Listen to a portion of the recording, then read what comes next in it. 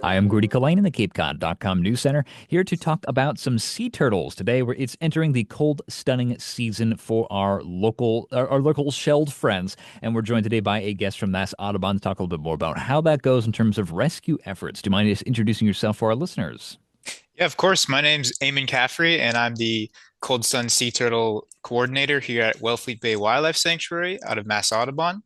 And happy to chat about sea turtles with you, Rady. All right, awesome. Yeah, we were just talking a little bit off microphone before, but you're live. You're in the studio space right now where the magic happens, rescuing the sea turtles. Excuse me, sea turtles. But yeah, so it's a bit of a late start season that I am understanding. Every year, as the waters get colder, sea turtles will wash ashore. I'm going to ask you a little bit more about the mechanics of that. And first and foremost, though, is have we rescued some turtles so far? Have we actually got a few patients in? We have, yeah, we are up to 37 turtles at the moment. Wow. And the start date really varies year to year. Some years we'll get one or two sort of early for us, which is generally the end of October. But this year we had sort of, I wouldn't say a late start, sort of on track, like November 13th was our first cold stun. So hmm So, for those who aren't maybe familiar, just because I don't know, we talk about cold stunning season as if it's sort of like like apple season or what have you. Just walk along the beach and pick up a turtle. But what is the mechanics going on? It's obviously linked to the temperatures of the water, but can you just kind of give us a rundown? yeah, definitely. So basically, the turtles that are here, there's four species of turtles that come into Cape Cod Bay, the Gulf of Maine during the summertime because the water gets warm and they sort of move north and feed. We have leatherbacks, loggerheads, greens, and Kemp's Ridley. And as the water gets colder, they're supposed to go back down south to the warmer water. Sometimes what happens is with juveniles, mostly Kemp's Ridley, they actually get stuck in the Cape Cod Bay and they can't get out. And as the water temperature lowers, since they're exothermic or cold-blooded, their metabolism is dependent on the water temp. So the water temp lowers, they can't move, they can't feed. They eventually get to a state where they're basically suspended. They can't really move at all. They're floating on the surface. And then the strong winds between November and December will sort of push them ashore, and the high tide will bring them up and drop them off. And that's where we come in, and that's where we go out and find the turtles and get them in a temperature controlled environment.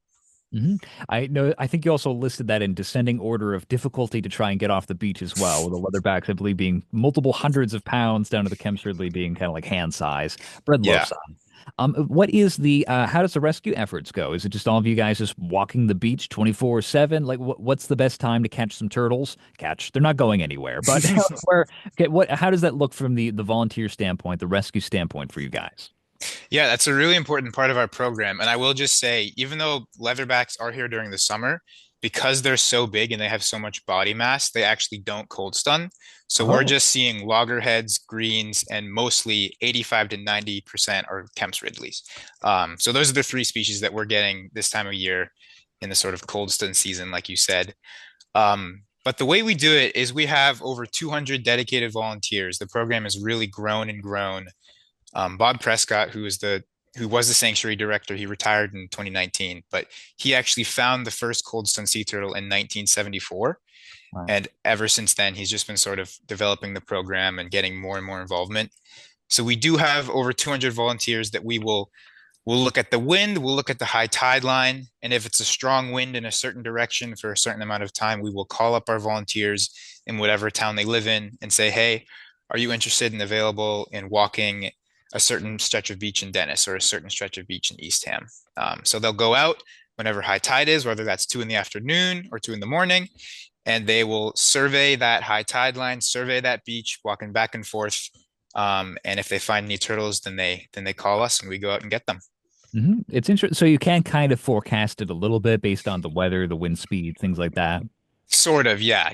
There's really no exact science to it. You never know how many turtles are going to strand or where they're going to strand, but you can sort of generally guess, okay, it's been blowing at 30 knots for 3 days in this direction. Let's scan all of East Ham for the next 3 days or so. Yep. Sure. And you mentioned the first rescue by your organization was 73. Is that what you said? 74, I believe. So it's just the 50-year anniversary this year, actually, of Wow. that. Yeah. I guess congratulations. You know roughly how many 50 years of turtles? How many turtles is that? Hundred I thousand? think we crunched the numbers, and I think it's 9,000. 9,000. I Wow. Okay. believe so. Yeah. 10, almost five digits of turtles rescued off of Hmm. Cape Cod. What happened before 1974? Would it just be survival of the fittest and they just would wash ashore with no rescue, no hope of rescue? Yeah, I don't know. That's a question that everyone's asking themselves. Why did the first turtles stun in 1974? And, why do they stun to this date? I mean, climate change definitely has a big part of it. Probably why the numbers are increasing because the Gulf of Maine is getting warmer. More turtles are here during the summer, which means more turtles are getting stuck in the winter. Also, various conservation efforts are increasing the turtle populations, which means there's more juvenile turtles in the system to then get stunned later in the winter. So it's a lot of things, a lot of questions. There's not really one exact answer to any of it. We can't stand them down by the canal with like lights and just wave them in. Not No, a no, big fan of that unfortunately canal. not. Yeah. Well, I mean, that is great though, the work that you guys are doing. What happens with the turtles once they're rescued? I hear they're sent off to the turtle hospital at the New England Aquarium. Are there other groups, or can you just kind of give us a general rundown of what the rehabilitation process is like? And also, when are they released again? And are there some ideal locations to do so and times of year to do so? Yeah. So when we find the turtles, they're not in good shape. A lot of them are they have pneumonia, they have various injuries or other things like fractures because they've been bumping off of rocks or whatnot as they're getting stranded. So our main goal is to really get them out of the cold, out of the wind in a temperature controlled environment. So as soon as we pick up the turtle, they're going right into a 55-degree van, and then they're being shipped back to the Wellfleet Bay Wildlife Sanctuary, where we process them in what we call our processing lab. It's really just a classroom um, with all the tools we would need, like measuring tape, whatnot. And that's also at 55-degree air temp. So So you we don't, hold them. Go ahead. they're not going into the car and you crank the heat, get them all warmed No, up. no, no. So it can actually be counterintuitive to warn them too quickly, which they found out through trial and error. But But when you get a those poor species turtles. that's from Mexico, you have no idea. Like, it just takes some learning. But yeah, so with the development of the program, we know a lot more than we did 50 years ago. We keep them 55 degrees. What we do here at the sanctuary is we just take measurements, we take their weight, which is helpful for the aquarium because they need to know how much a turtle weighs to give them how many fluids and how many meds and stuff like that. And then we just snap some photos.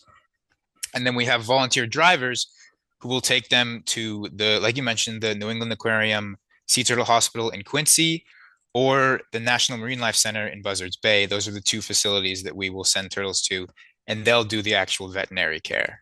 So they'll give the turtles fluids, they'll give them X-ray scans, and sort of acclimate them in actual water in 5-degree intervals, sort of increasing until the turtle is a little bit more mobile. All right, awesome. So how do they usually stay for a few months? Do you wait till spring to release them again? And are you guys involved actually in the release process, or is that more to do with the rehabilitators? Yeah, so that's a great question. Just with the sheer number of turtles that have been coming in the last 10, 15 years, I think every year in the last 10 years, we've been getting over 200 turtles, with our record year being 2014, which was 1,200. And just for some perspective, last year we had 600, so that was sort of like a medium paced year. So it varies each year. But yeah, so over 200 in the last 10 every year for the last 10 years. But when we get the turtle, we'll send them to the aquarium or National Marine Life Center, and they will assess them. But because of the sheer number, there has to be a constant inflow and outflow, right? So they're driving turtles down to other facilities like the Georgia Aquarium or various places in Texas and Florida to continue the rehab. And when they're not driving them, they also will fly them. We have a volunteer program that we work with, Turtles Fly 2, where people actually basically donate their time and their personal aircraft and will fly shipments of turtles from the aquarium to other areas down south to continue that rehab so that they can be released in sort of a warmer climate. And some of the turtles will sort of overwinter in the aquarium. Um, and if they're ready the next summer, then they'll do releases at West Ennis Beach, which Mass Audubon is involved in. We go out with our partners doing an aquarium and we sort of celebrate the release of those turtles. But that's usually like 20 to 30 out of the 6, 7, 800 that are being released every year. So Hmm. All Yeah. right, awesome. Especially when the turtles fly too. None of their turtle friends will ever believe them. It was Right? about Yeah. being in the sky that one time. Now, Yeah. we're about coming up on time, but I wanted to ask a little bit more about people who, if they're interested and they want to learn more about what you guys do, or they're interested in volunteering their time, or maybe even donating.